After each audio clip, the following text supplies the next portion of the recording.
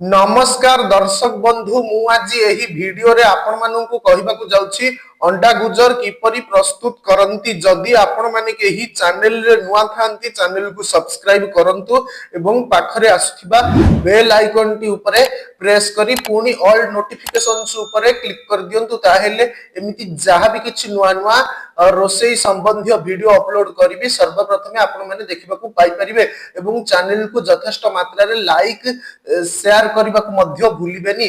ताहेले चलंतु देखिनबा अंडा गुजर किपरि प्रस्तुत करंती एवं एथि पई कोन कोन सामग्री प्रथमे नेबाकू हुए। आवश्यक सामग्री अंडा 2टी, बेसन 100 ग्राम, लंका गुंड, हलदी गुंड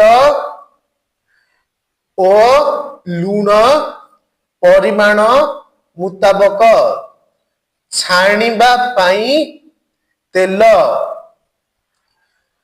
प्रस्तुति प्रणाली अंडा को गोटा सिझाई खोल छड़ाई दियंतु। बेसन रे अल्प पानी देई लूण लंका गुंड हलदी गुंड देई फेंटी एहा बहलिया होई गले कड़ाई रे तेल गरम करी सिझा अंडा को बेसन रे गोलाई छाणी नियंतु। एहाकू ओल्हाई आनी बीट लूण